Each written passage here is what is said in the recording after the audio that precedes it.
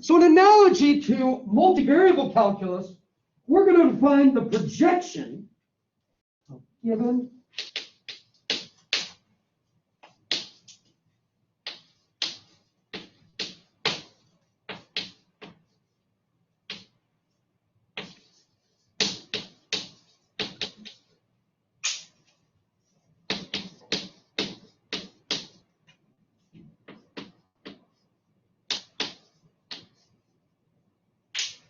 given vectors u and v, the vector projection onto v of u is the vector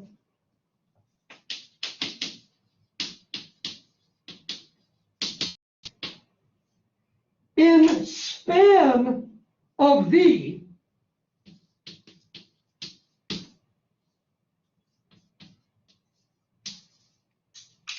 lying closest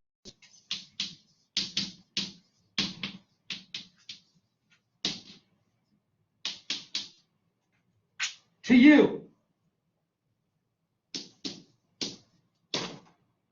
Now, we can write this as an optimization problem.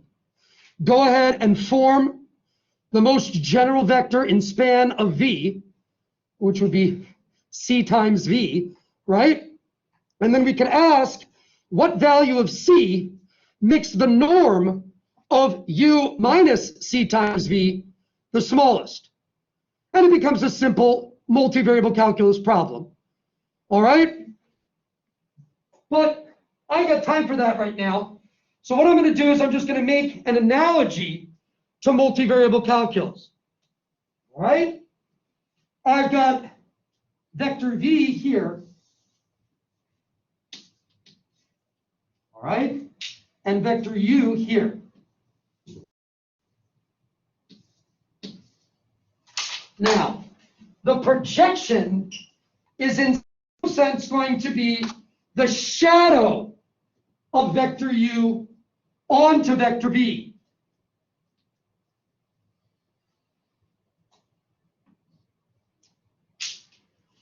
All right? So that if I go out along vector v and make a right angle turn, I'll get to vector u. From this perspective, it's going to be a right angle turn that gives us the smallest distance, because any other point that I went to on v, like for example, if I tried to go all the way out here and form the difference, it'll be the hypotenuse of a right triangle with a leg that's the red line, and then another leg that's along the orange. To get minimum distance, I want the part that's along orange to be 0, because that distance is always going to be greater than, or at best equal to, the length of the red. So from this perspective, we see that we want u minus the projection to be orthogonal to v. It turns out that this property of projections arbitrary inner products in arbitrary inner product spaces. All right, so we can say u in general minus its projection is orthogonal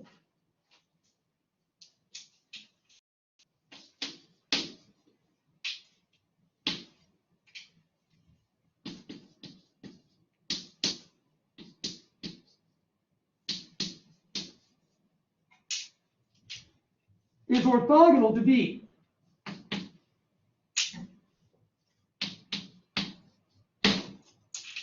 We don't use the word perpendicular anymore, but that symbol is so useful. We keep the symbol. All right? So u minus its projection has to be orthogonal to v. This is going to immediately imply that the inner product of v with this, of course, has to be 0. So that means that the inner product of V with U is equal to the inner product of V with the projection. Okay? This will imply that the projection, I switched them. Oh well. All right, so this will imply that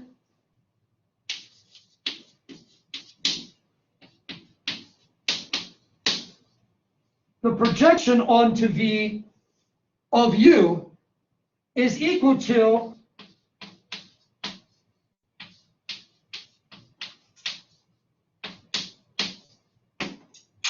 that. All right?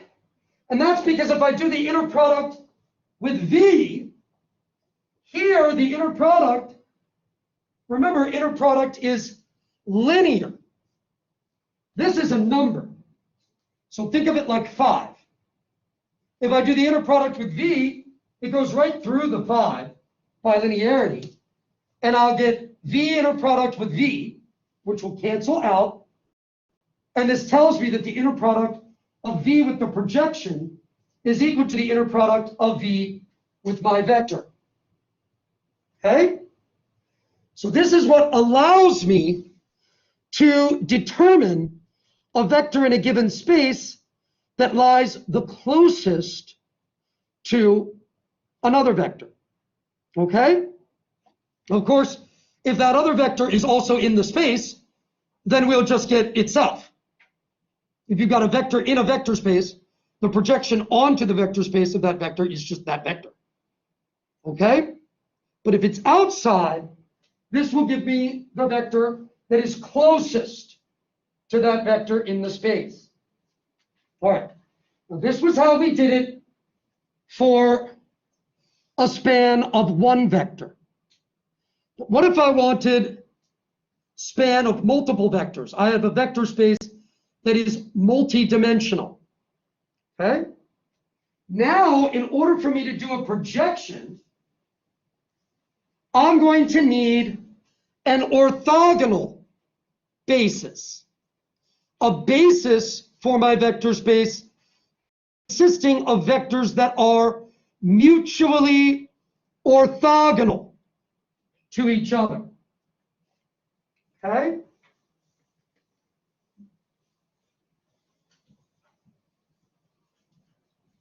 And as long as I have that,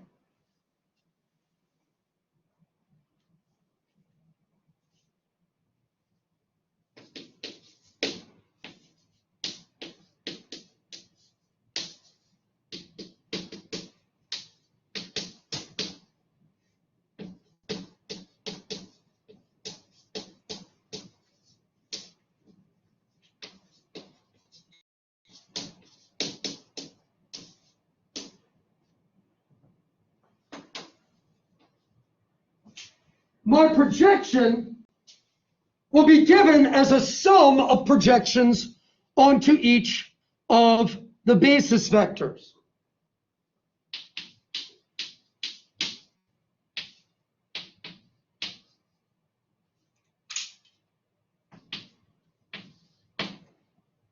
All right, it's going to be the sum from k equals 1 to n of, and then I'm going to have the terms exactly the way that they looked before. V, k with u,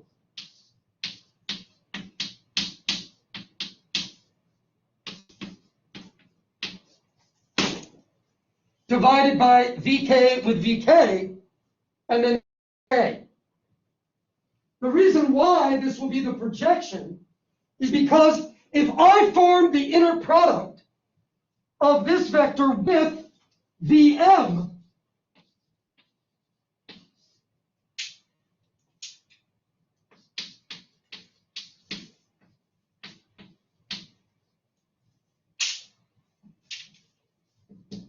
remember, the inner product is linear in the ket.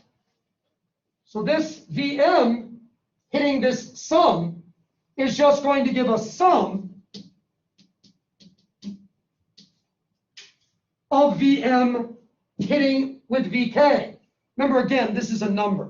Sometimes people stumble over that number. It's important to remember it's just a number. It looks all complicated, this fraction with crazy symbols everywhere, but it's just a number. Okay? 5, 2/3. All right?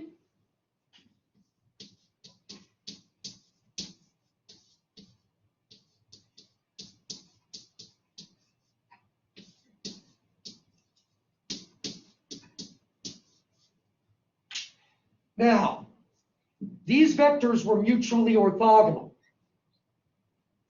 So that means that, for example, if m was 3, okay, when k equals 1, this would be the inner product of v3 with v1, which is 0. When k equals 2, it would be the inner product of v3 with v2, which is 0.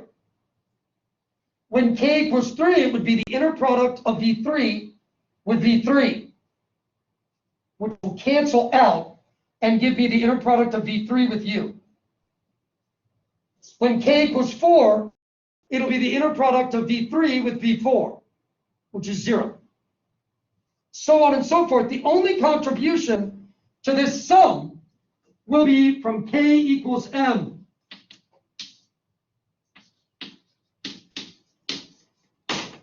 And this was exactly what we wanted. The inner product with the projection is the same as the inner product with my vector.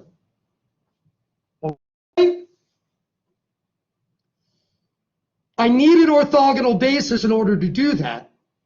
But once we got an orthogonal basis, the projection is very easy to compute. Now, it becomes a bit more convenient, especially when we're doing something in a computer, to work rather than just using an orthogonal set, to use an orthonormal set.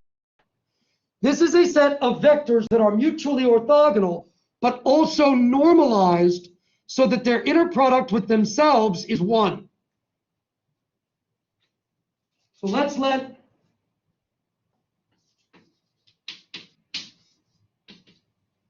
WK equal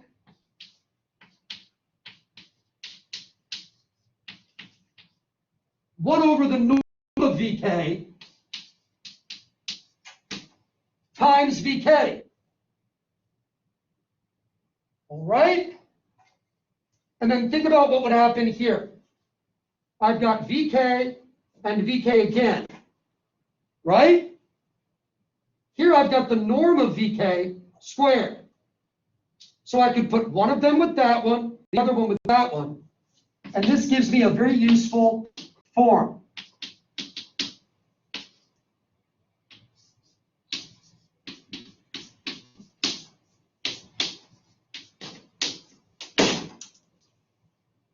Okay? Just like that. We can also write this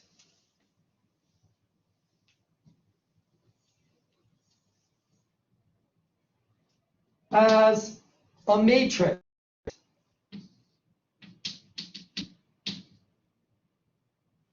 See, I can move this ket over in front.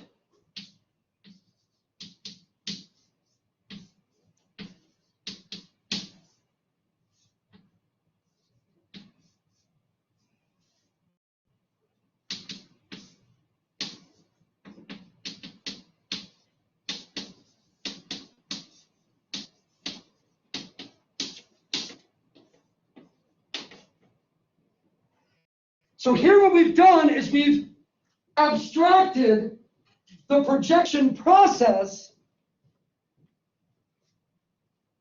to just that this operator projects an arbitrary vector.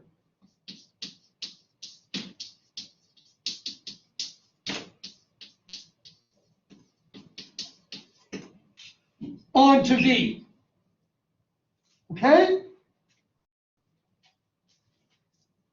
This ket-bra combination is a matrix called a dyad.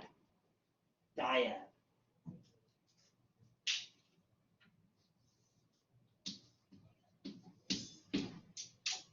and it allows us to project onto various spaces. All right?